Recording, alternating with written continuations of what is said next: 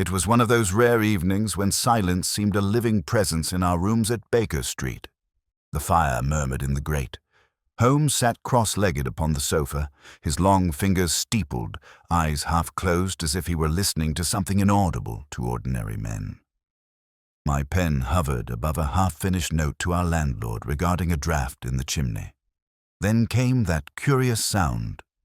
Not a knock exactly, more a soft tap, hesitant yet deliberate, as though the visitor's hand sought entry without conviction. Holmes's eyes opened instantly. "You hear it, Watson. A moral conflict rendered in 3 raps. The rhythm of guilt is unmistakable." Before I could reply, he was already on his feet. The door opened, and a young woman stood framed against the dim light of the staircase lamp. Her cloak was damp from a recent mist, her face pale but composed. A faint scent of violets mingled oddly with the smell of burnt tobacco in the room. "I beg your pardon," she began, her voice unsteady, "but I was told Mr. Sherlock Holmes could advise upon matters that the police might misunderstand." Holmes inclined his head. "You are correct. Pray step inside. The police misunderstand nearly everything." She managed a wan smile and entered. I noticed she clutched a small envelope, its paper crumpled as if turned over in nervous fingers 100 times. The sound motif, the faint tapping, continued. Her gloved thumb beat lightly against the folded edge of that envelope, the same uncertain rhythm that had summoned us to the door. "Sit, madam," said Holmes gently. "You are among allies, not authorities. Tell us what presses upon you." Her eyes darted to the hearth. "It is my brother, Mr. Holmes. I believe he is in grave danger, though from whom I cannot say. 2 nights ago, he returned from his post at the Colonial Office, quite shaken. He spoke of a shadow he had seen following him across St. James's Park. A shadow," she hesitated, "that did not belong to any person." Holmes's brows lifted slightly. "A shadow that cast itself independent of light and form. Fascinating. It sounds absurd, I know, but he was not a fanciful man. Yesterday morning he vanished. This arrived an hour later." She held out the envelope. Holmes took it with a movement as delicate as a pianist touching a single key. The paper gave a faint crackle, another beat in that subtle rhythm that seemed now the very pulse of the room. He examined it briefly before handing it to me. Inside was a single sheet of paper with 7 words written in a careful but uneven hand. "The debt is not yet in shadow. No signature, no address." Holmes paced slowly to the window. The fog beyond pressed against the glass like something alive. "Tell me, Miss Carroway, Elsie Carroway." "Miss Carroway," Holmes repeated, as though tasting the name for clues. "Your brother's occupation?" "Clerk to Mr. Dunstable in the Foreign Department." "Routine correspondence, nothing secret." "Every secret begins as routine," murmured Holmes. "And this shadow, did he describe its behavior?" She nodded, clasping her hands tightly. "He said it moved when he moved, but once, only once. It lingered after he had stopped, as if it waited for him to go on." Holmes's eyes glimmered. "Excellent. That one word, waited, is worth an hour of police reports." He turned to me. "You note the phrasing, Watson? A phenomenon of persistence, not pursuit." I fetched my notebook. "You suspect, then, some optical illusion?" "I suspect everything except the impossible. Let us assume her brother observed a projection, not of form, but of intent." He faced Miss Carroway again. "Your brother's habits, debts, associations, quarrels?" "None that I know. We live modestly in Bloomsbury. He had a fondness for evening walks, though of late he avoided the park." Holmes's gaze softened. "Fear alters even the roots of habit.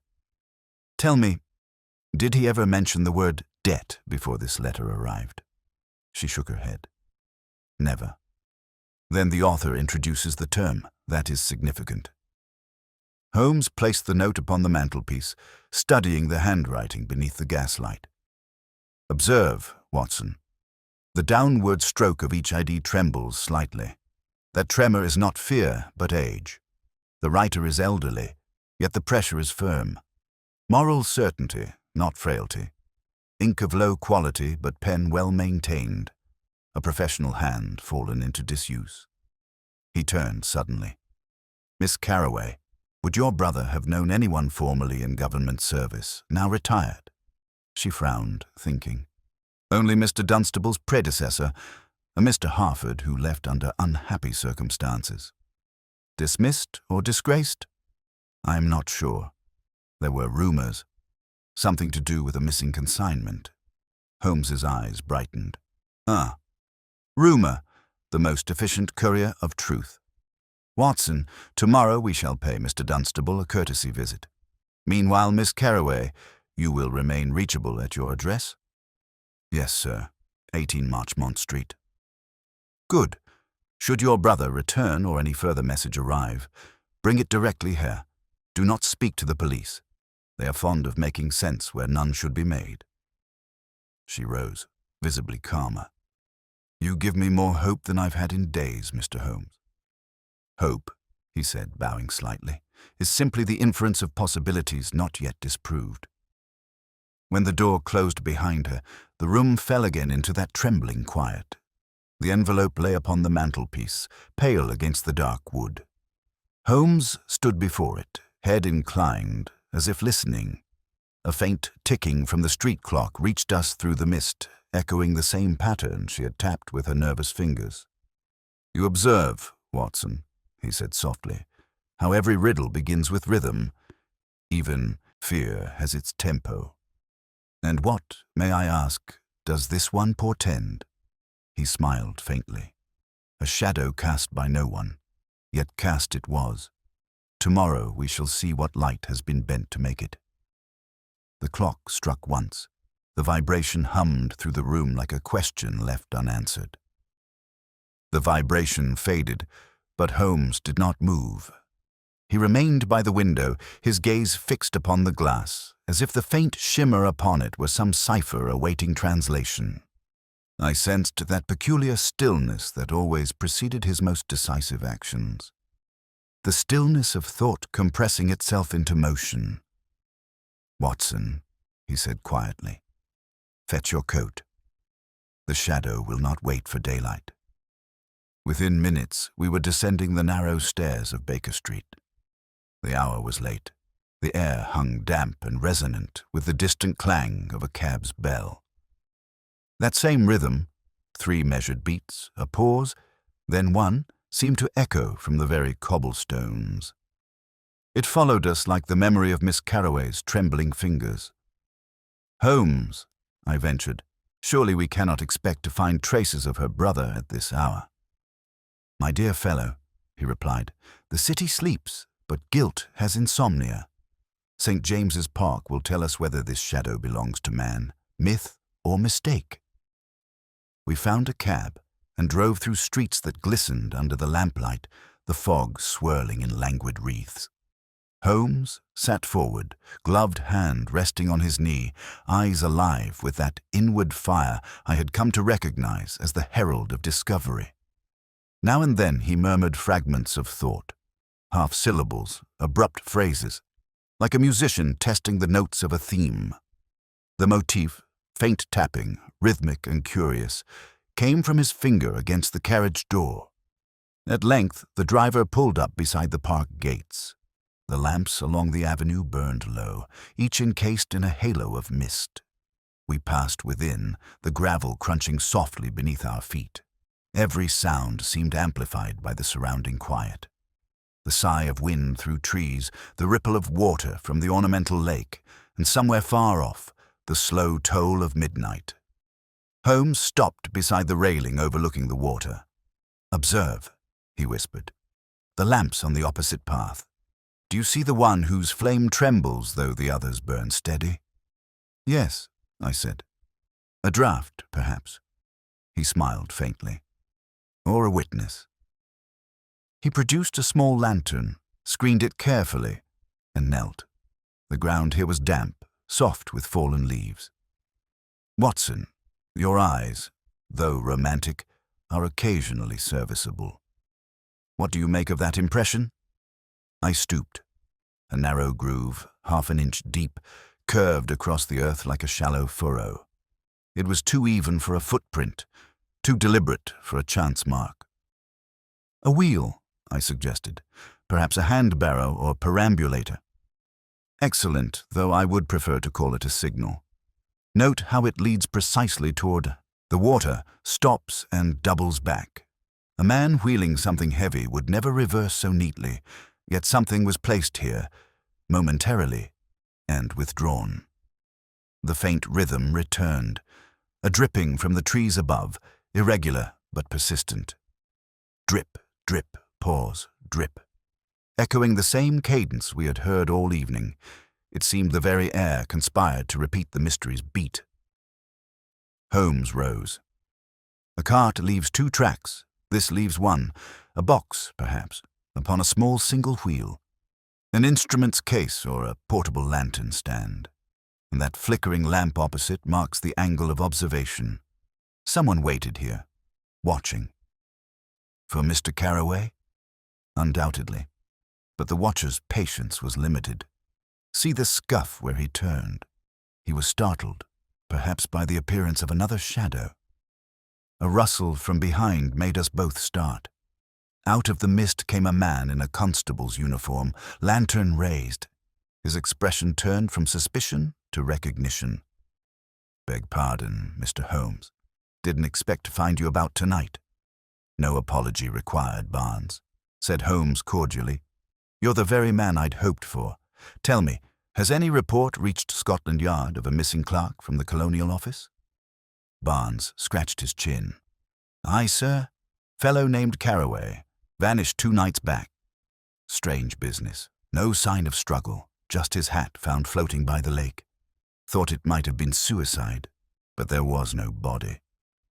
Holmes's eyes gleamed. Precisely where? The constable pointed to a clump of reeds not 20 yards away. Holmes was off like a hound on scent, his lantern gliding over the wet grass. He knelt again, examining the ground with such intensity that I scarcely breathed. Watson, he said at last, note the indentation beside the reeds. The soil is pressed inward, not outward, meaning weight was removed, not added. Therefore, our missing clerk did not enter the water. Something left it. You mean?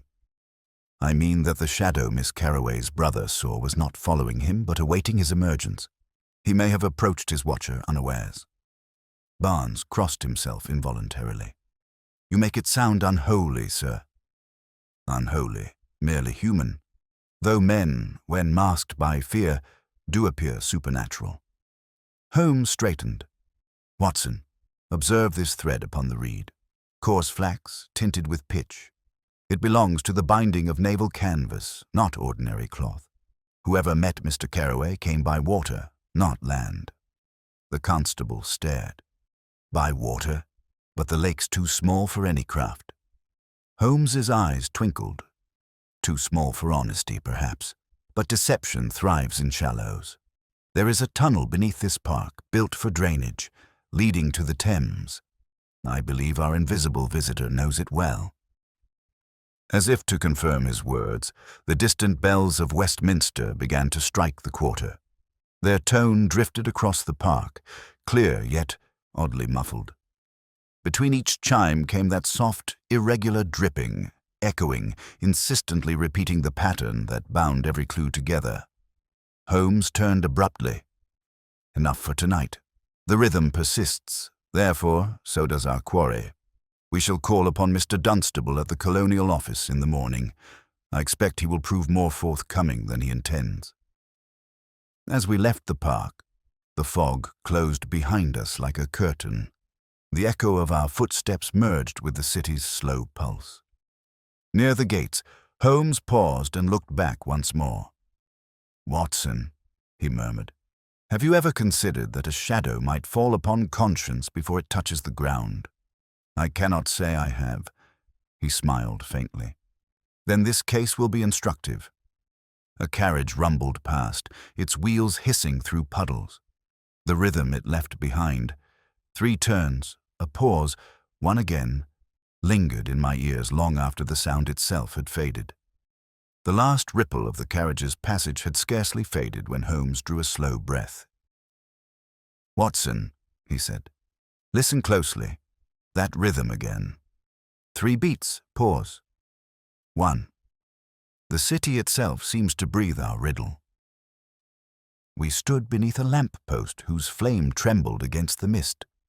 Somewhere near, water gurgled faintly through the drains. An unseen whisper beneath the paving. Holmes's head tilted toward it, his expression sharpened. "You hear, the drainage tunnel beneath this park still runs with last week's rain. If Carraway's assailant entered by that route, we may find the proof upon the Thames's edge by dawn." I hesitated. At this hour, truth walks unattended. He hailed a cab, and soon we were rolling toward Westminster Embankment. The streets were nearly empty, save for the occasional watchman or wandering drunkard. The rhythmic clatter of the horses' hooves took up the pattern anew, echoing the beat that had followed us since Miss Carraway's timid knock. Holmes leaned close. A curious chain of sound, Watson, from her fingers to the park, from dripping reeds to these iron-shod hooves. The same pulse, recurring, nature's metronome marking the conscience of men. I said nothing. He seldom spoke so abstractly unless some deduction had already formed behind his calm. When we arrived at the embankment, he alighted, lantern in hand, and led the way to a flight of steps descending toward the river's edge. The tide was half out, mud gleamed like dull metal, and the air smelled of iron and salt. "Observe," Holmes whispered. "There, the waterline. Something has been dragged recently." I followed his lantern's beam. A narrow groove ran across the slick surface toward an opening in the wall. A low arch, hardly large enough for a man to crawl through.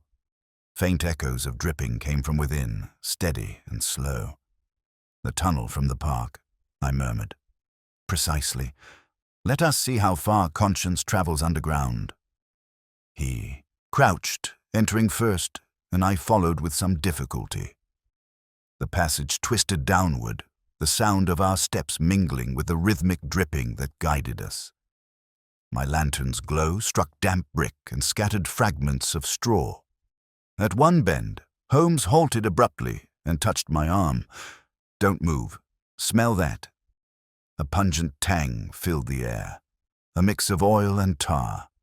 Holmes knelt, his hand brushing against a patch of coarse fabric half buried in the mud. He lifted it gently. It glistened under the light. "Pitch-stained flax," he said softly. "Our binding again. And see, cut clean, not torn. Someone severed it deliberately." "For what purpose?" He turned the scrap over. "This is the edge of a covering. Canvas used to wrap an object rectangular in shape. A crate or a chest. The same that made the single wheel marked by the water. Our friend carried his burden down this tunnel and unwrapped it here." I stared at the darkness ahead. What could possibly demand such secrecy? Holmes's voice was grave. "Anything a government would rather lose quietly than recover loudly." A sudden noise interrupted him, a faint metallic clink, then silence. Holmes extinguished his lantern at once. We waited, the darkness pressing against us. Again the sound came. Clink, pause, clink. The same rhythm, patient and mocking. Holmes's whisper brushed my ear. "Someone ahead. Keep behind me."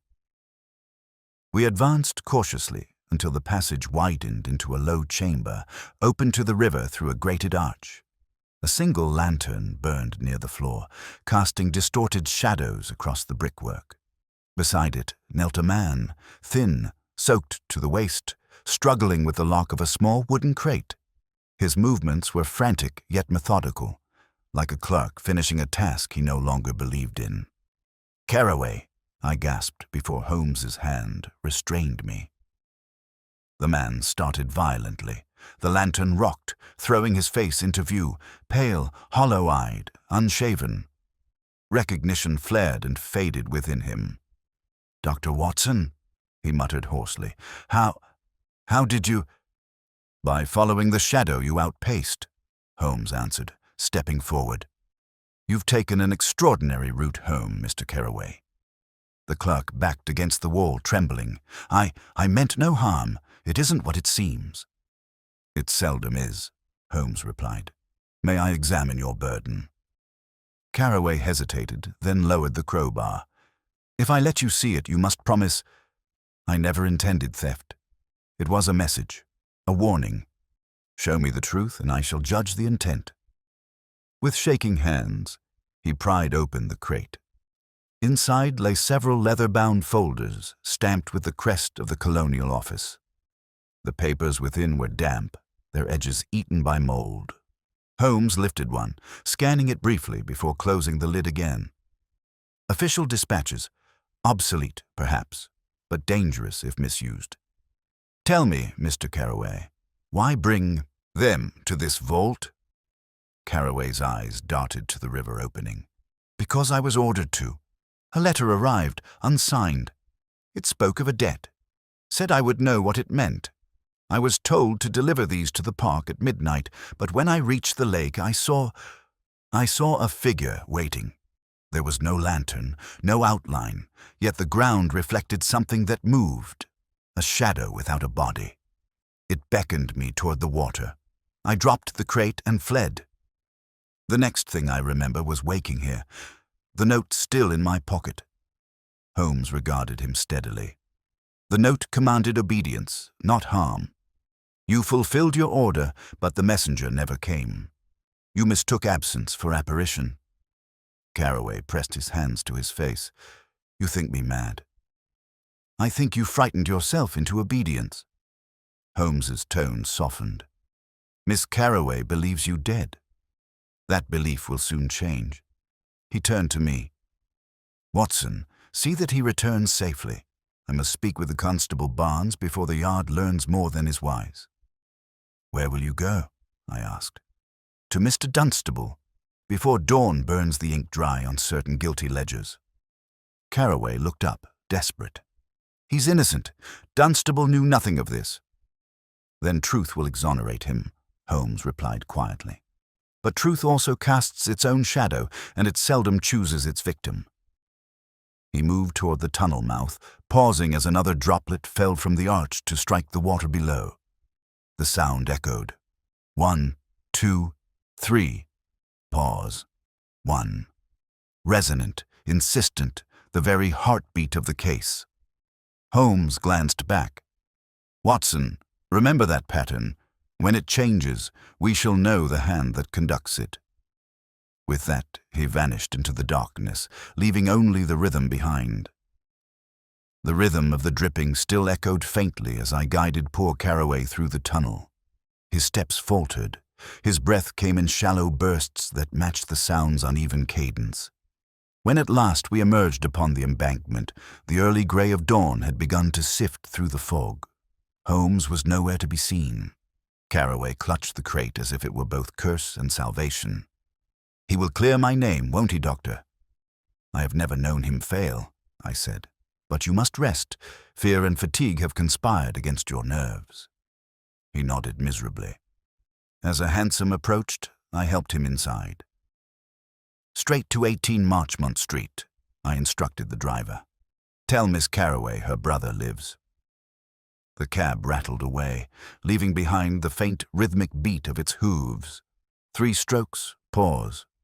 1, fading into the waking hum of London. I turned toward Baker Street, hoping to find Holmes there before the day advanced. When I entered our sitting room, I found him precisely as I expected. At the table, coat removed, his violin lying across his knees like a resting argument. The first string vibrated softly beneath his fingers, producing that same pattern of 4 notes that had haunted our night's pursuit. "You kept your promise," he said without looking up. "Our errant clerk sleeps safely in his sister's arms, no doubt. Good, the shadow remains unspent." I sat opposite him. Holmes, you vanished from the tunnel as if the fog itself had taken you. What did you learn? He set down the bow.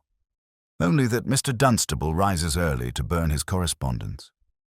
My surprise must have shown. He smiled faintly. A harmless act, you might think.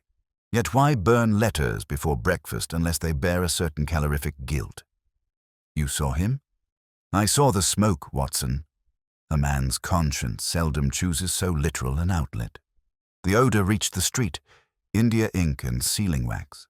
The correspondence was official. Then Dunstable is our conduit, not our culprit. The documents Carraway retrieved were bait, not plunder. They were meant to draw out another.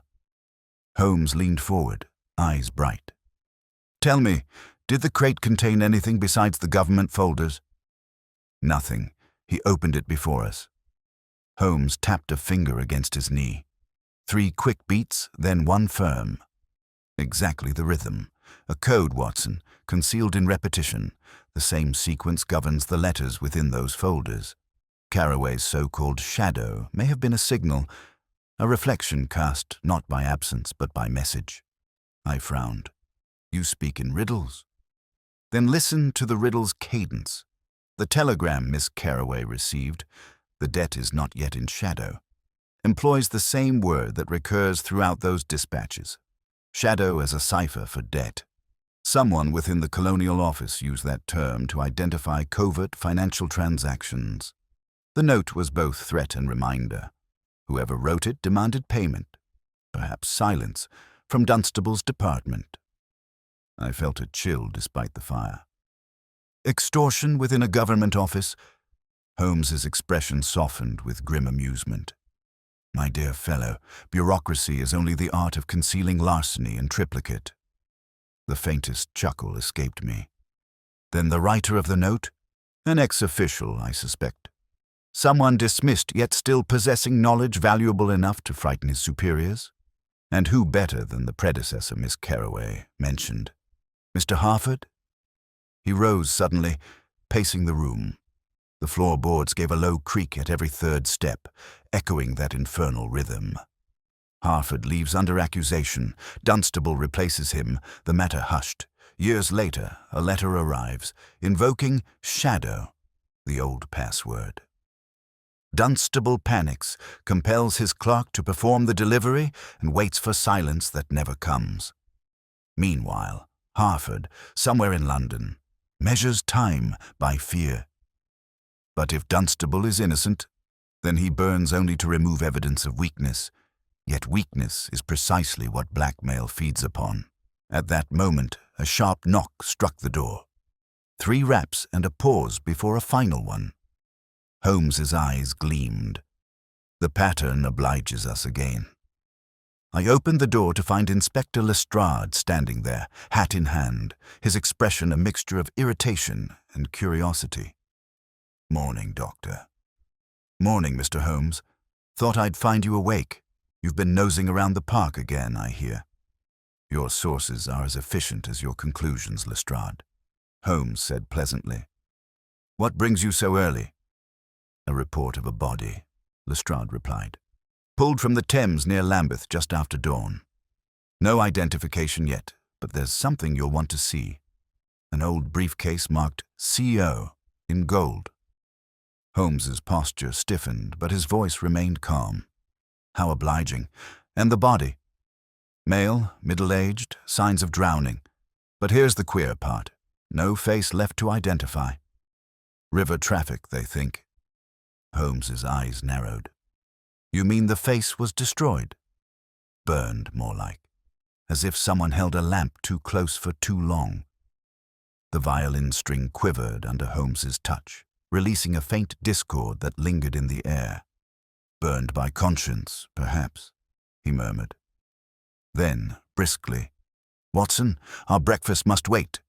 Lestrade, fetch a cab. We go to Lambeth. Lestrade grunted. You've a long arm, Holmes, but I'll not have you snatching my case again. Then keep your eyes open, Inspector. A closed mind breeds shadow. Within minutes we were again in motion. The wheels struck the cobbles with that now familiar rhythm. 3 beats. Pause. 1. Holmes leaned forward, gaze intent upon the passing fog. "Watson," he said, "should this corpse prove to be Harford, our puzzle narrows. If not, the shadow has begun to consume another." Lestrade, opposite us, snorted. "You'll have your mystery, I dare say. There's always one when you're about." "Indeed," Holmes replied softly. "Mystery is merely clarity viewed from the wrong direction." We reached the riverside station as the mist thickened. Men moved about with ropes and stretchers, their voices low, their boots slapping rhythmically against the stones. As we approached, one of the constables lifted the covering from the recovered body. A faint hiss rose from the wet cloth, steam meeting chill air. Holmes bent closer. "Look," he said, pointing to a fragment clutched in the dead man's hand. "Canvas, pitch-stained, the same flax as in the tunnel." Lestrade frowned. "Means nothing. Half the docks are patched with that stuff." Holmes ignored him, examining the briefcase. The lock was scorched, but the brass initials shone through. "H.H. Henry Harford," Holmes murmured. "The shadow's owner, at last." He touched the edge of the case. A faint drip of water fell from its seam, striking the stone with perfect rhythm. 1, 2, 3, pause. 1. Holmes straightened, his face unreadable. "The debt," he said quietly, "has been paid, but not yet settled." The drip continued, echoing beneath the bridge until it merged with the sound of the river. Holmes remained motionless beside the corpse, his eyes half closed, listening. Not to the constables bustling around us, but to that slow, deliberate dripping from the briefcase. Each fall of water struck stone with such precision that it seemed to count time itself. After the 5th beat, he spoke. "Watson, the rhythm persists even when the heart that set it has ceased to beat. That, I think, is the murderer's vanity, the echo of design." Lestrade gave an impatient snort. "Design, eh? I'd call it the Thames doing its business. The man fell in, that's all." Holmes straightened, his expression unreadable. "The Thames seldom burns faces, Inspector." He pointed to the briefcase. "May I?"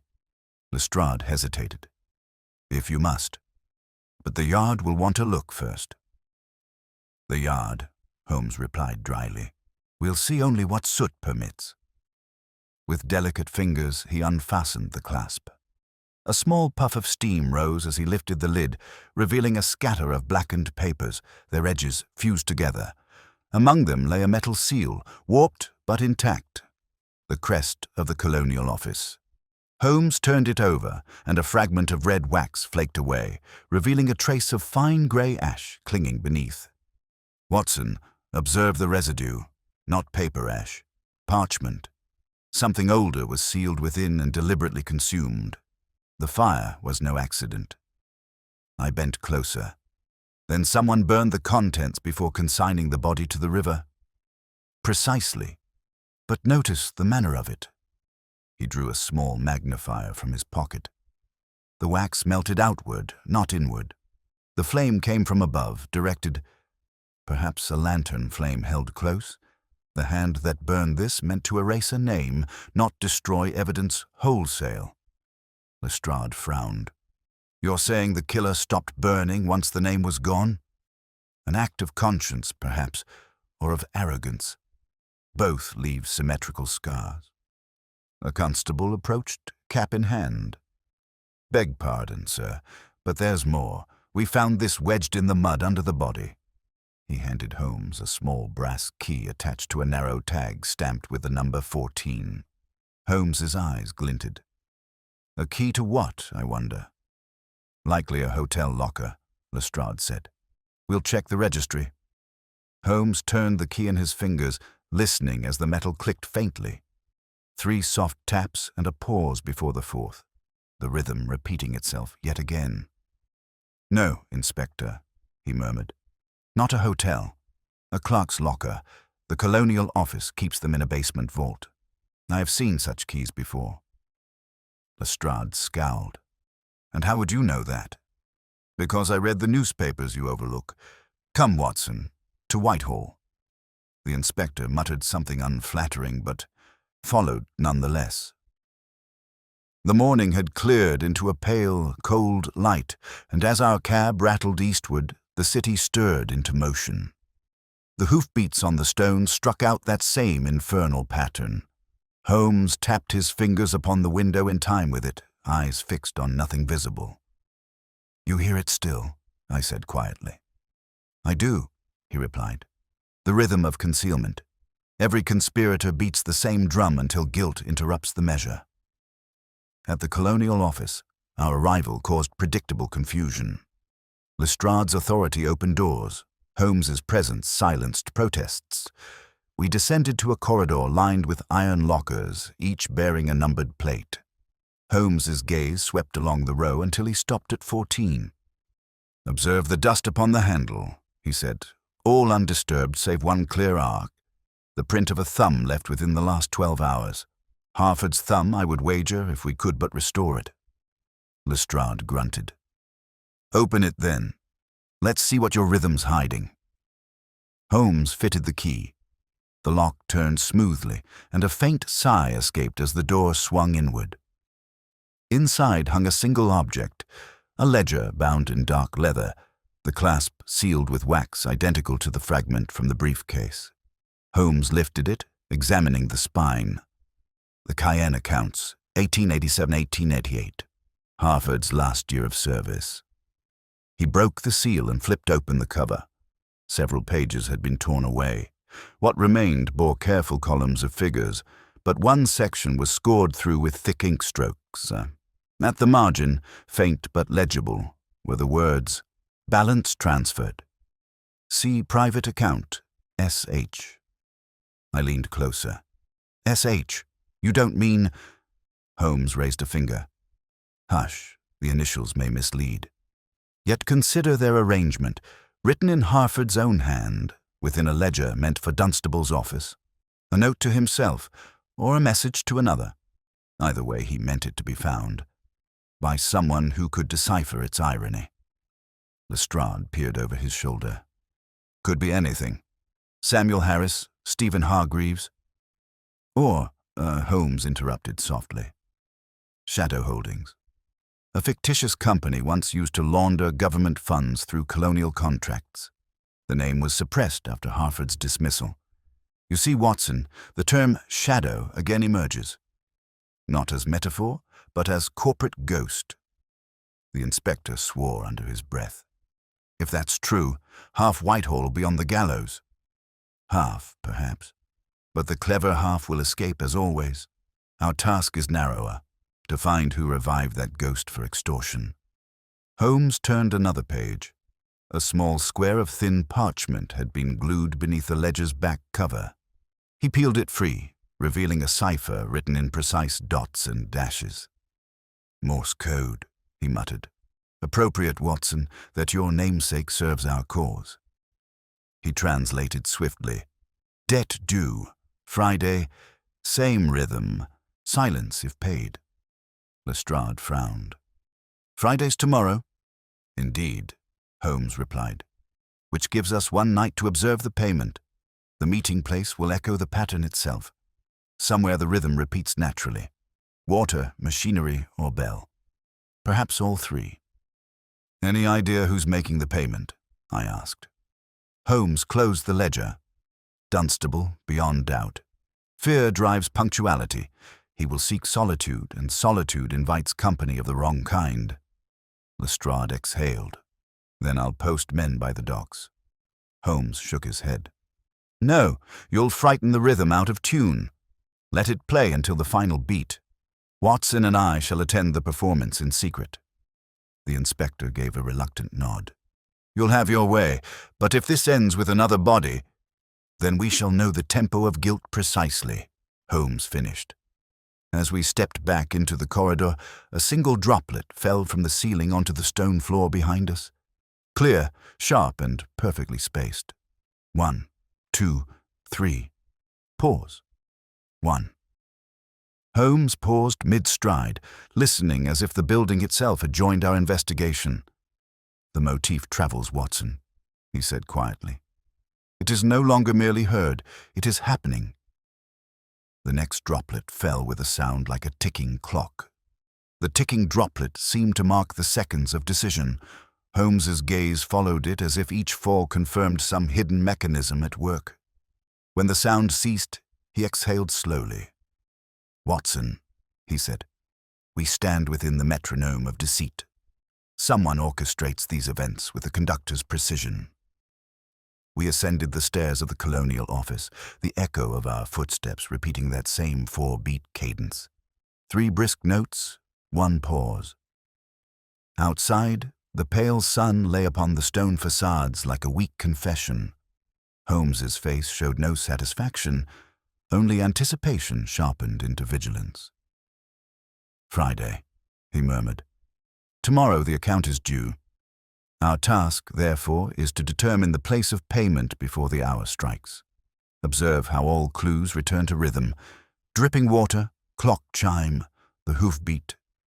Where might a man choose to meet his creditor unseen, yet within the heartbeat of London itself?" I offered. "A church tower? The tolling would mask their voices." Holmes gave a thin smile. "An appealing thought. Sin beneath sanctity. But the colonial office knows few altars besides profit.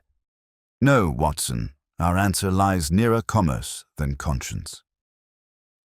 We reached Baker Street as the clock above Marylebone struck the quarter. Holmes went directly to his desk and unfurled a map of central London. His long fingers traced the Thames's curve from Westminster to the docks. "Note the warehouses along the southern bank. Many now serve private companies. One of them, I believe, was once under contract to Shadow Holdings. As here, Tilbury and Dawn, Wharf 35. He tapped the spot with his forefinger, producing that same quick rhythm. "And conveniently, the name Dawn appears in the Cayenne accounts. I think we've found our orchestra pit." I leaned over his shoulder. "You intend to go there tonight?" "Not intend, must. Dunstable will not risk daylight for payment. Fear moves best in darkness." Before I could reply, Mrs. Hudson entered bearing a telegram. Holmes tore it open, and his eyes brightened. "Excellent timing. Read, Watson." I took the slip. "To Mr. Holmes, Baker Street. Urgent matter regarding disappearance of clerk. Please come without delay. Dunstable." "Just as we anticipated," Holmes said. "He calls the physician for his conscience, not the detective for his crime. Still, let us attend his performance." We arrived at Dunstable's residence on Great George Street within the hour. The door was opened by a footman whose unease betrayed the turmoil inside. In the study we found Dunstable himself, pale, sleepless, pacing before a smouldering grate. "Mr. Holmes," he said hoarsely, "thank heaven you've come. I cannot rest. The affair of Carraway, and now poor Harford's death, it will destroy me." Holmes inclined his head slightly. "You mistake destruction for consequence, sir. One follows the other, only when guilt provides the bridge." Dunstable sank into a chair. "I'm not guilty. I swear it. Harford threatened me, yes, but I paid him once before. He promised silence. Then came this cursed note demanding another payment. Same rhythm, it said. I thought it a jest. Until the letter burned through my pocket." Holmes's eyes flickered. "Burned?" "Yes, as if lit from within. I dropped it in the hearth, but it glowed crimson first, like living coal. I swear it." Holmes leaned forward, voice low. "Describe the paper." "Thick, grey, foreign make. The edges shimmered faintly when held to light." Holmes turned to me. "Phosphorus compound, Watson. Used in chemical inks during the Burmese campaigns. A message meant to vanish once read, or to ignite when exposed to moisture. The burning was a signal, not an accident." Dunstable covered his face. "God forgive me. What do they want from me now?" The same as ever, Holmes replied. Acknowledgement. The rhythm persists until someone pays, not in coin, but confession. The clock on the mantel ticked thrice and paused, echoing the pattern that bound us all. Dunstable's hands trembled in time with it. "If I speak," he whispered, "they will ruin me." Holmes rose, his expression colder. "Silence ruins faster. Tell me, who else knew of your payments?" "No one, except my secretary, Mr. Lyle. He handles the ledgers." Holmes's eyes narrowed. "Describe him." "Efficient, polite, unremarkable. Perhaps too unremarkable. He joined 6 months ago." "Where did you find him?" "The registry office sent him, or so they said." Holmes looked toward me. "Watson, do you recall the handwriting on Miss Carroway's envelope?" "Distinctly. A professional hand gone to seed." "Precisely," said Holmes. "Mr. Lyle writes with the same decline, the tremor of practiced forgery. Our creditor has worn 2 faces, Harford's for threat, Lyle's for execution." Dunstable stared. "You mean my own secretary?" "Is the composer of your rhythm," Holmes said evenly, "and tomorrow night he will strike the final chord at Wharf 35. The clock chimed again, louder now, as if approving the revelation. The rhythm, 3, pause, 1, reverberated through the room. Holmes turned to Dunstable. "You will go to your office tomorrow as usual. At dusk, you will receive a note instructing you to deliver payment. You will comply, and we shall follow." Dunstable swallowed hard. "And if he suspects?"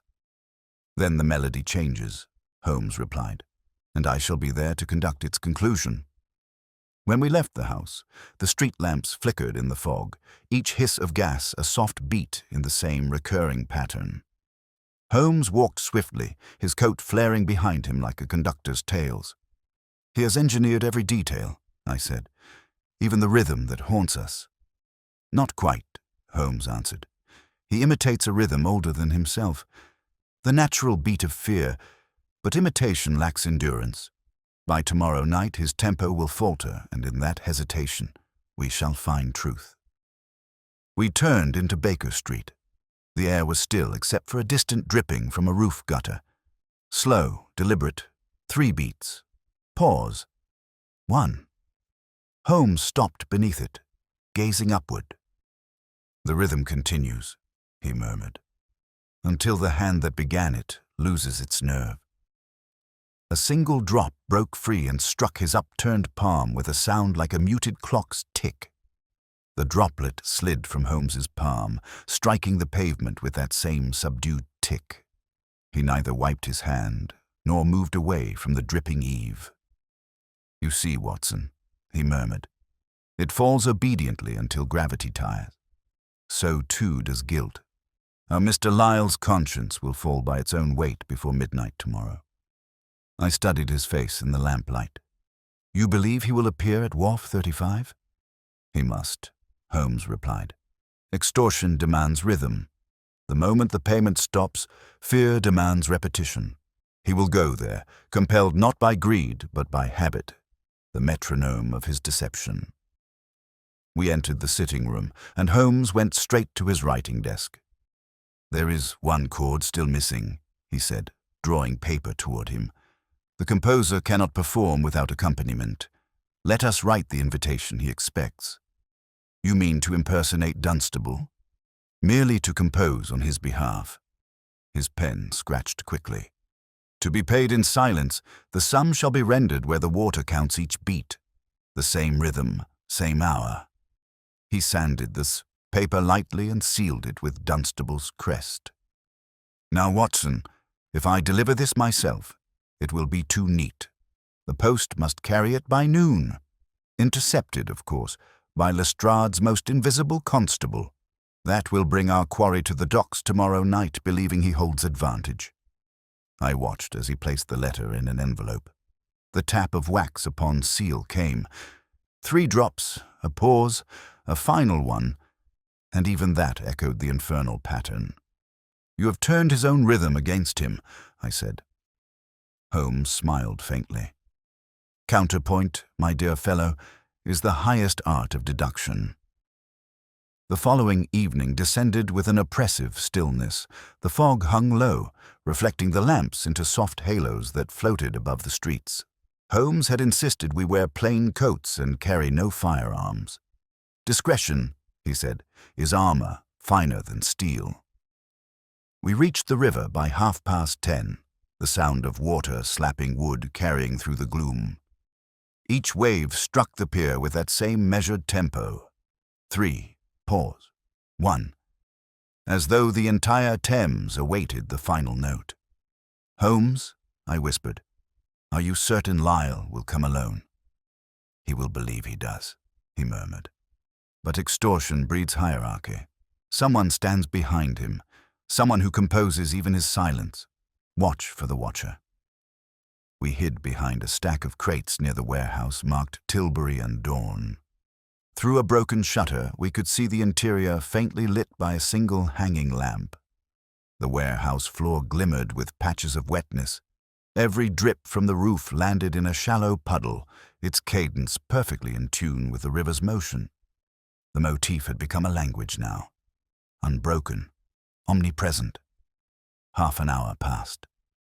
Then soft footsteps on the plankway, one man approaching, careful, measured. He emerged into the light. Lyle, unmistakably. The same mild, clerical features now drawn into tension. He carried a leather satchel, glancing over his shoulder at every sound. Holmes leaned close. Notice the angle of his shoulders. Fear moderated by rehearsal. He has done this before. Lyle reached the center of the warehouse and placed the satchel on a crate. His hand trembled as he produced a folded note, which he read aloud in a low voice. "Same rhythm, same hour." Then he smiled. Not relief, but expectation. A voice from the shadows answered, smooth and precise. "You keep fine time, Mr. Lyle." Holmes's hand tightened on my arm. "We have our conductor." From behind a stack of barrels stepped a tall man in a long, dark coat, face obscured by a wide-brimmed hat. He moved with authority rather than stealth. Lyle flinched. "I brought what you demanded."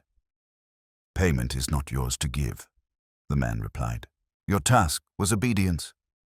He lifted his head slightly, and I caught a glimpse of narrow features, clean-shaven with an angular grace that spoke of refinement and danger. Harford served his purpose. Now you shall serve yours. Holmes whispered, "Note the pronoun, served. He speaks as employer, not partner." Lyle's voice cracked. "You said I'd be free once it was done. You promised." The tall man's reply was calm. "Freedom, Mr. Lyle, like shadow, exists only where there is light." He withdrew a small lantern from beneath his coat and set it upon the crate. Its flame flickered, casting their two silhouettes upon the far wall, but one shadow was wrong, elongated, bending away from its source rather than toward it. Holmes's breath caught. "There, Watson, the shadow cast by no one." Before I could speak, the stranger turned the lantern toward Lyle's face. "You will write another note to Dunstable. Tell him the sum is doubled. Fear must keep time." I cannot." "You can," the man said softly, "because the alternative is silence, and silence is debt unpaid." The lantern flame hissed. A faint spark flew as if something chemical within it burned hotter than oil. Holmes moved, soundless as a cat, drawing nearer to the open door. "Watson," he whispered, "on my signal, douse the lamp." He waited until the stranger's hand reached for the satchel, then sprang forward, striking the lantern aside. It clattered to the ground, extinguishing in the puddle with a hiss that split the air. Darkness swallowed the warehouse, and the rhythm ceased for the first time since the case began. I heard a scuffle, a curse, a blow, then a splash as one of them stumbled against the flooded section near the river door. Holmes's voice rang out, sharp and commanding. "Police, stand where you are!" Lestrade's men, hidden beyond the pier, burst in with lanterns raised. Their light flooded the space. But the tall man was gone. Only Lyle remained, half collapsed, water streaming from his sleeves. He stared at the door to the river, where the tide was rising fast. "He went that way," Lyle gasped. "Through the water. God help me. He wasn't touching it." Holmes seized his wrist. "He was flesh, not phantasm. What you saw was reflection, not miracle. But you will tell me his name, and quickly." Lyle shook his head, eyes wild. "He had no name. They called him the Collector." Holmes's gaze darkened. "Then tomorrow, Watson, we collect the Collector." From the river came a low metallic clang, a buoy striking against the current, repeating the pattern like a funeral bell. 3. Pause. 1. The metallic clang still reverberated through the damp air as Holmes turned from the river. "A signal, Watson," he said sharply. "He retreats beneath the sound he commands. That buoy marks the mouth of a drainway. We follow." Lestrade barked orders to his men, but Holmes was already moving, light across the planks, coat brushing the fog. I kept pace behind him until the wooden boards gave way to stone, slick with river slime. A faint ripple came from the black, arch below the wharf, an opening scarcely wide enough for a man. "Holmes, the tide's rising fast," I warned. "Then our quarry is running out of both air and arrogance." He drew a small lantern, shading the light with his palm. "Observe the waterline. Disturbed recently. He wades rather than swims. The Collector knows this tunnel's turns." Lestrade arrived, breathless. "You're not going in there?" "I am," Holmes replied. "But quietly. You and your men will hold here. If you hear 3 knocks, our rhythm, you follow." Lestrade muttered a curse, but nodded. Holmes slipped into the tunnel, water swirling about his boots. I followed, my heart pounding in time with that infernal cadence, the slap of each step echoing against stone. 3. Pause. 1. The passage curved sharply. A faint light glimmered ahead, flickering like a dying heartbeat. Holmes raised his hand for silence. "He stopped," he whispered. "Listen." From ahead came a soft rasping sound, metal on metal, then a hiss. The smell of burning phosphorus filled the air. Holmes's voice tightened. "He's destroying something." We advanced swiftly, rounding the bend to find the tall man crouched beside a crate, lantern flame licking at a sheaf of papers. His hat was gone now, revealing silver hair cut close to the skull. The firelight danced upon his gaunt face. "Stand up, Mr. Collector," Holmes said evenly. The man turned without surprise, his eyes, pale gray and unblinking, fixed on us. "So the rhythm reached you too," he murmured. "I'd hoped it would." Holmes stepped forward. "You conduct crime as if it were music, yet your orchestra collapses the moment it strikes a discordant note. Harford is dead, Lyle confesses, and the pattern ends here." The Collector smiled faintly. "Patterns never end, Mr. Holmes. They change conductors." He dropped the burning papers into the water where they hissed into steam. "Those were copies. Nothing vital. The original debt remains unpaid." Holmes's tone hardened. "You speak of debt, yet you extorted men already ruined. What did they owe you?"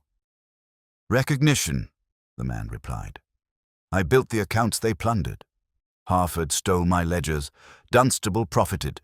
Lyle betrayed us all. I merely sought restitution." "By terror?" Holmes demanded. "By memory," said the Collector. "Fear is the only currency men never counterfeit." Holmes regarded him for a long moment, then spoke quietly. "Your artistry ends in arithmetic. A rhythm of revenge yields no harmony." The man laughed softly, the sound echoing in the tunnel until it merged with the dripping overhead. "You speak like a moralist, yet you hunt as I do. Each of us counts lives by inference." "Perhaps," Holmes said, "but I prefer deduction to collection." The Collector moved suddenly, striking the lantern from Holmes's hand. Darkness surged around us. I heard the splash of water and Holmes's sharp intake of breath. I lunged blindly, catching the man's sleeve.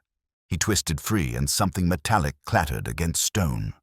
Holmes's voice came low and urgent. "Watson, down!"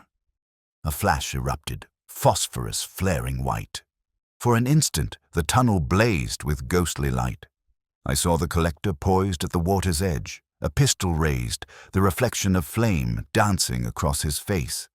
Then Holmes struck him from behind. The shot went wild, ricocheting into the wall with a scream of sparks. The pistol fell into the water. The light died. Only the sound remained. Drip, drip, 3, pause, 1. Lestrade's voice echoed distantly. "Holmes, all clear." Holmes's reply was steady. "3 knocks, Inspector. Advance." Within minutes, the tunnel filled with lamplight and boots. The collector stood between us, his wrists already bound, his expression curiously serene. "I wondered," he said quietly, "whether you would understand the rhythm before the last note." Holmes looked at him without triumph. "I understood it long ago. The rhythm was never yours. It belongs to the conscience you abandoned." The man inclined his head. "Then play it, Mr. Holmes. Play it until the silence answers." Lestrade hauled him away through the shallows, muttering. Holmes stooped to retrieve the singed remnants of paper from the water. "Half legible," he murmured, "but sufficient. See here, Watson, Dunstable's signature beside payments to a foreign account, marked with the cipher S.H. The collector's initials were Samuel Harker. Shadow Holdings was not a company. It was his alias." "He was paying himself?" I said. Holmes nodded. "Extortion is self-audit. A man proving his existence by threatening it. Dreadful symmetry." We emerged from the tunnel into the night, the fog thinning into dawn's pallor. Lestrade's men loaded the prisoner into a waiting cab. Holmes paused by the river's edge, the breeze stirring his coat. "Note, Watson. The sound persists." I listened. The river lapped against the pilings with its eternal measure. 3 beats and 1. "It is the same," I said. "Yes," Holmes replied softly. "But now it belongs to the river, not to men." The buoy tolled once more across the water, slow, resonant, final. Holmes turned toward the rising light, eyes thoughtful. "Every crime," he said, "ends as it began, with a sound that someone refused to hear." A gull cried overhead, its note fading into the wind, marking the next inevitable beat. The gull's cry faded, its final note absorbed by the rhythmic wash of the river. Holmes stood motionless, his profile etched against the dim, lifting fog. "The collector will not speak," he said quietly. "Men of his type seldom do. They prefer their silence to testify in place of confession." Lestrade approached, rubbing the chill from his hands. "He's a strange one, all right. Keeps humming under his breath. Some tune, without end. I'll have him lodged at Scotland Yard before the hour's out." Holmes turned slightly. "A tune without end, you say? Describe it." "Just a few bars, over and over. 3 short notes, then 1 held long." Lestrade frowned. "Same blasted rhythm you've been chasing all night." Holmes's eyes gleamed. "Excellent. Even in custody, the rhythm continues. It's not a compulsion, Watson. It's a code. He's still communicating." Lestrade snorted. "You mean to say he's talking through music now?" "Through intervals," Holmes corrected. 3 short, 1 long, Morse for the letter V. His gaze darkened. "He believes he's victorious. That's devilish arrogant for a man in irons," I said. "Arrogance is often the shell of despair," Holmes murmured. "The collector's victory may be illusion, but it suggests unfinished business." He turned to Lestrade. "Keep him isolated, but allow him pen and paper. I expect he will write before dawn." Lestrade grumbled but nodded. "You'll have your scraps if he does." "What about Dunstable?" "Let him rest in ignorance a few hours longer," said Holmes. "Fear will keep him honest until daylight." When Lestrade departed, Holmes and I walked in silence along the river embankment. The tide lapped gently at the stones, echoing the same relentless cadence. 3. Pause. 1. It seemed to accompany our very footsteps. At last, Holmes spoke. There is a psychological precision to his crime, Watson. He framed the entire affair as music because music, unlike money, can be repeated indefinitely. He orchestrated fear, turning guilt into a refrain. You think it wasn't merely extortion, then? Far from it. The collector sought acknowledgement of genius. Each victim was a note in his composition, each payment a beat in his symphony of control. He believed himself a moral artist. I shook my head. A madman, surely. Holmes's expression softened. Madness and artistry are but semitones apart. He stopped suddenly. Listen. From the opposite bank came a faint tapping. Slow, deliberate. We both froze. 3 quick strikes, a pause, and 1 long echo against the iron of the mooring post. Holmes. Surely that can't. It can. And it does, he interrupted. The collector's in custody, yet the rhythm persists elsewhere, which means he had an accomplice. We hurried to a waiting cab. Holmes directed the driver back toward Great George Street, to Dunstable's house, and quickly. The carriage wheels clattered in precise time to the pulse of our pursuit. Holmes leaned forward, eyes half closed, listening. Note the timing of those knocks by the river, Watson. 3 short, 1 long, V. In Morse, it may also stand for the numeral 5. The 5th locker at the Colonial Office was Harford's, not Lyle's. Something lies still concealed there. You believe the collector had a partner at the office? I believe he had a successor, perhaps one even he feared. We arrived to find Dunstable's house shrouded in early light. A servant admitted us at once, pale and trembling. Sir, Mr. Dunstable, he's been writing letters all night. Locked himself in the study. Holmes strode to the door and rapped thrice, paused, and added 1 more knock. The rhythm answered from within. Identical. He exchanged a glance with me. Keep back. He opened the door slowly. Dunstable sat at his desk, the morning light falling across scattered papers. The man's face was grey, his eyes distant. In front of him lay an open ledger, identical to the one we had found at the office. Holmes stepped forward. Mr. Dunstable, put down the pen. The man looked up, dazed. It's too late. The debt has been tallied. They told me the rhythm must end with me. Holmes's voice sharpened. Who told you? His messenger, Dunstable whispered. A woman. She came an hour ago with a letter marked V. Said if I signed this, the account would close. He pushed the ledger toward us. The page bore his signature beneath a brief phrase written in another hand. All balances transferred. Holmes studied the ink. Still damp, he murmured. Watson, see the corner, stamped with a faint residue of wax. The collector's seal again. She came from him, but she was no mere errand-bearer. This was his final movement. Dunstable groaned. I did as she said. Then she left by the garden gate. She whistled as she went. The same tune. Holmes's jaw set. Describe her. Tall, veiled, perhaps 30. English voice, precise diction. She carried a small black case, like a musician's. Holmes turned to me. The shadow recast in new form. The collector passes the baton. The rhythm continues through another hand. We moved swiftly to the garden, but the gate stood open, the fog already reclaiming the path. On the gravel lay a single object, a narrow wooden baton, polished smooth, engraved with the letter Vi. Holmes lifted it carefully. The handle was weighted. A faint mechanical click sounded as he tilted it. A baton concealing a cylinder, he said grimly. A music box within. He twisted the bass. A tinny sequence of 4 notes played. 3 quick, 1 drawn out.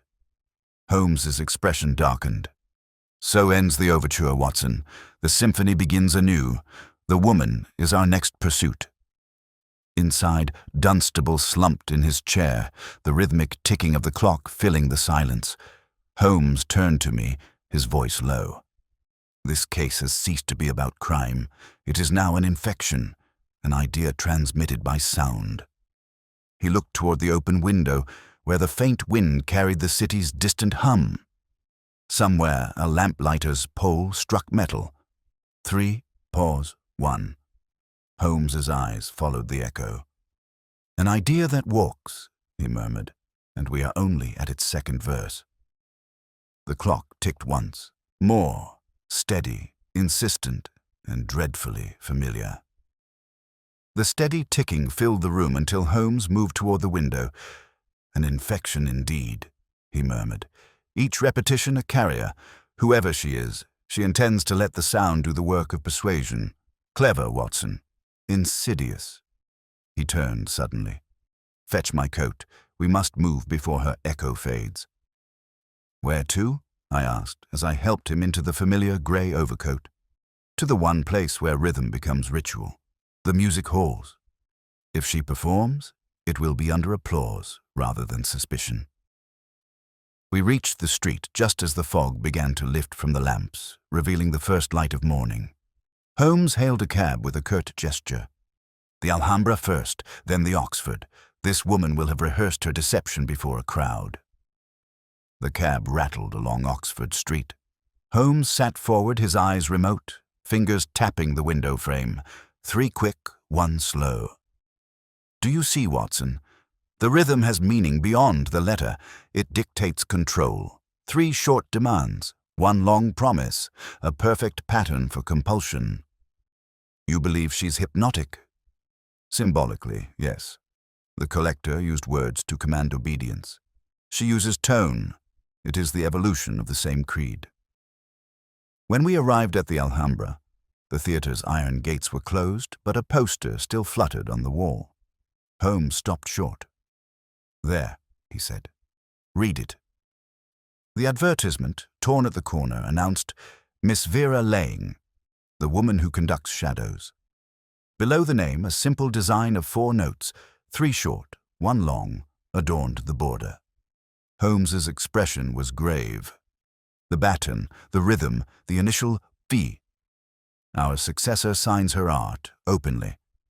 Vera Lang, former pianist of the Royal Academy, vanished 5 years ago after a scandal concerning stolen manuscripts. She has resurfaced as the collector's echo. We gained entry through the side door, persuading the caretaker with Holmes's card and Lestrade's authority. Inside, the theater was silent but for the creak of empty seats and the faint drip from the rafters. The sound struck the stage boards. 3, pause, 1. Holmes smiled thinly. Even architecture obeys her. We climbed to the stage. There, upon the conductor's stand, lay a single sheet of music titled The Debt of Light. Holmes scanned it quickly. As I thought, no melody, only tempo markings. Each measure repeats the same 4-beat structure. She has composed silence into command. I felt a chill. What does she want? To complete her master's symphony. He folded the sheet and slipped it into his pocket. And to prove she can make others move without touching them. A noise from the wings made us both turn. A figure stood partly veiled by the curtain, tall, poised, motionless. The light from a backstage lantern glimmered on the brass tip of a baton. Holmes raised a hand slightly. "Miss Lang, I presume. Allow me to congratulate you on an entrance worthy of your predecessor." Her voice was calm, precise. "You're late, Mr. Holmes. I had expected the finale to begin at dawn." "Finales require overtures," Holmes replied. "You've played your prelude with admirable cunning, but the orchestra has disbanded." She stepped into the light, removing her veil. Her features were striking. Composed, intelligent, marked by neither guilt nor madness. "You misunderstand. I do not require an orchestra. The city itself plays for me now. Every tick of a clock, every drop of water, every hoofbeat carries my rhythm. Can you not hear it?" Holmes regarded her keenly. "I hear only self-delusion set to time. Then listen closer. She raised the baton, and somewhere beyond the theater walls, a street organ began to play. Faint, mechanical, yet unmistakable in its pattern. 3 notes, pause. 1. It pulsed through the floorboards, the timbers vibrating like strings. Holmes's jaw tightened. Clever. You've arranged accomplices with instruments in the street. Not accomplices, she said softly. Students. Each repeats the pattern as instructed. By midday, it will echo from every corner of London. The sound will mean nothing, and yet it will mean me. Holmes advanced a step. And to what end? Chaos? Fame? Continuity, she answered simply. He built a design of fear. I will make it beauty.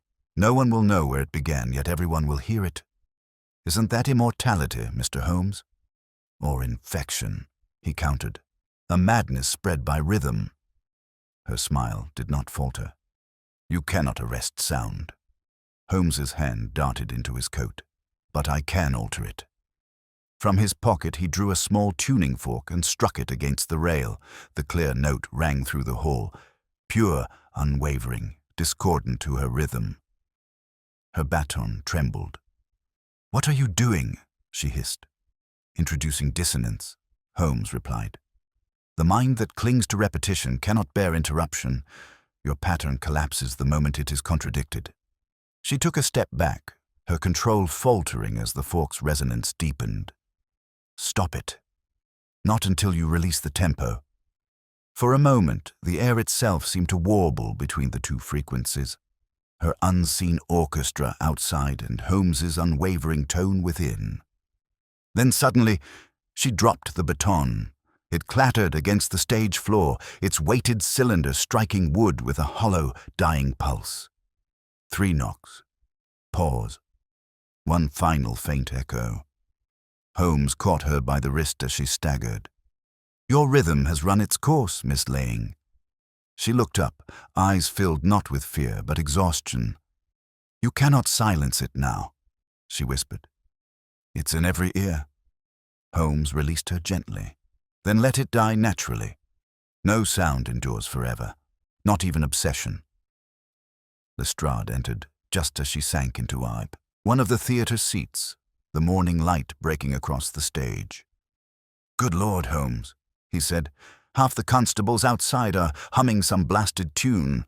What's happened here? Only an encore, Holmes replied softly. He stooped to pick up the fallen baton. One composed of vanity and vibration. As he spoke, a faint hum still drifted from the street, the last trace of the pattern fading with the dawn. Holmes looked toward the sound, his expression unreadable. Every crime, he said quietly, leaves an echo.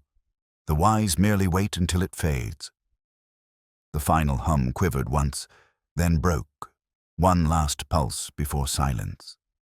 The silence lingered for several seconds after the last hum dissolved, so complete that even the city beyond the theater seemed to hesitate. Holmes stood quite still, baton in hand, head slightly inclined as if listening for a final echo only he could discern. Then, softly, he placed the instrument upon the conductor's stand and turned to me. Watson, he said, we have heard the dying note of obsession, yet I fancy its undertone will persist long after we have gone. Miss Lang lifted her gaze from the floor, her composure half returned. You think you have silenced it, she said quietly. But sound travels in circles. Even silence remembers. Holmes regarded her steadily. Perhaps, but memory without audience is only thought, not contagion. Lestrade, standing by the orchestra pit, blew out a long breath. If you've finished philosophizing, I'll have my men take her to the yard. She's calmer than most of your lunatics, Holmes, but she's more dangerous for that. Holmes nodded. Treat her gently, Inspector. She's not mad, merely too aware of pattern. Genius, when untethered, mimics insanity. As they led her away, she looked once more towards the fallen baton and smiled faintly. You can end the rhythm, Mr. Holmes, she said, but you cannot erase its echo. Holmes made no reply. The door closed behind her with a muted thud that seemed, absurdly, to fall in the same familiar cadence. 3. Pause. 1. I exhaled. You think she's right, Holmes? That the echo will remain? He bent to retrieve the baton again, turning it in his fingers. The concealed cylinder within gave a soft mechanical click. Perhaps. But echoes diminish, Watson, and those who measure sound forget that silence also grows. He pocketed the baton. Come, there's one more account to close before we may call this case complete. We returned to Great George Street by cab.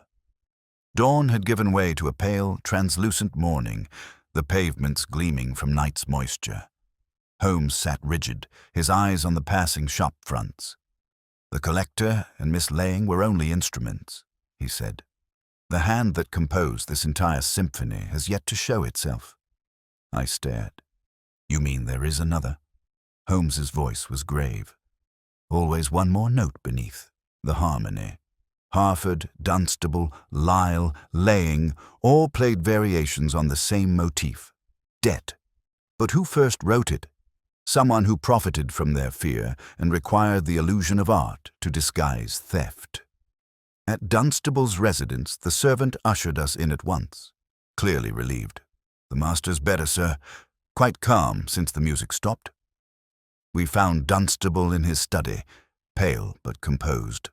On the desk lay the ledger he had signed. Holmes opened it, scanning the final entries. Observe, Watson, he said, tapping a line of faded ink. Every sum deposited into the colonial accounts ultimately transfers to one place, the St. Verity Trust, registered abroad. Established 8 years ago under a director whose initials are... He turned the page, S.H. I started. Good heavens, Holmes? He smiled wryly. No, not mine, my dear fellow.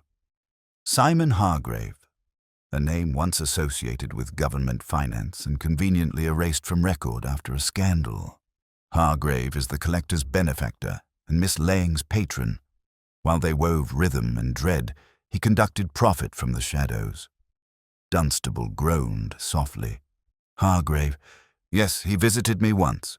Spoke of restoring my position if I would adjust a few accounts. I refused. Which, Holmes said, is why he ensured you appeared guilty. The collector played his threats to perfection, while Miss Laying provided the echo to keep the city distracted. Meanwhile, Hargrave transferred the final funds abroad. I frowned. Then he's fled. Holmes shook his head. No.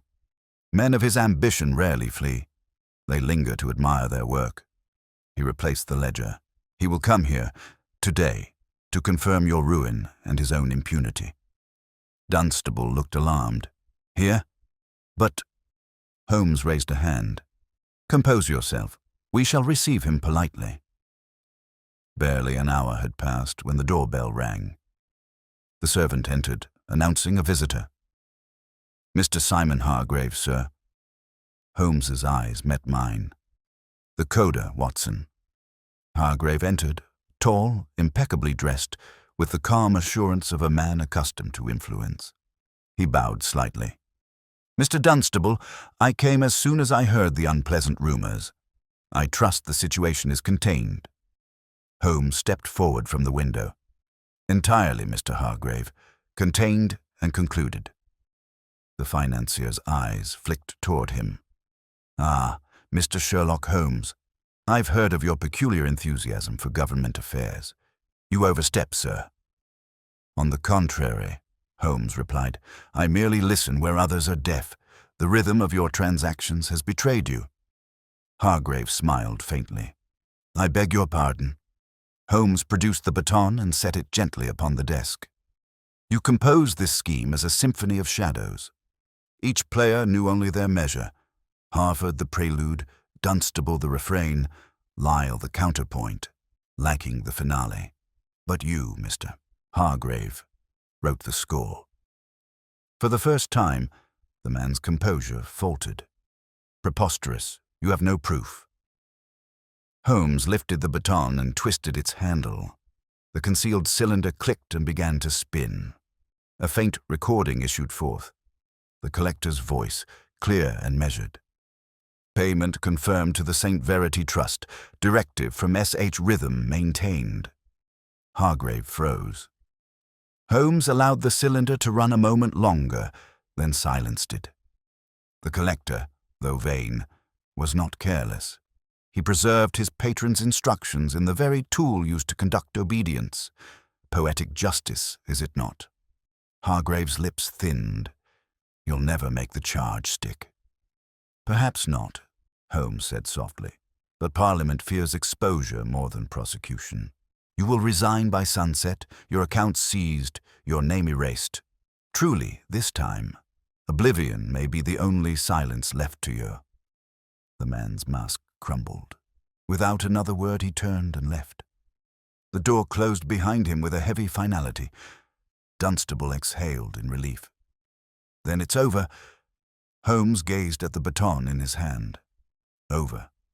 Hardly. The sound will remain in some form. In whispers. In memory. But the melody, Watson, the melody has ceased to conduct. He placed the baton in the fireplace and struck a match. The brass hissed as flame caught the wood, the faint whine of the inner cylinder spinning one last time. From it came a dying sequence of tones. 3, pause. 1. Before the mechanism stilled forever. Holmes watched until the metal glowed and the sound was gone. The rhythm has resolved, he said quietly. Outside, the church bell of St. Martin's began to toll the hour, not in mimicry, but in answer.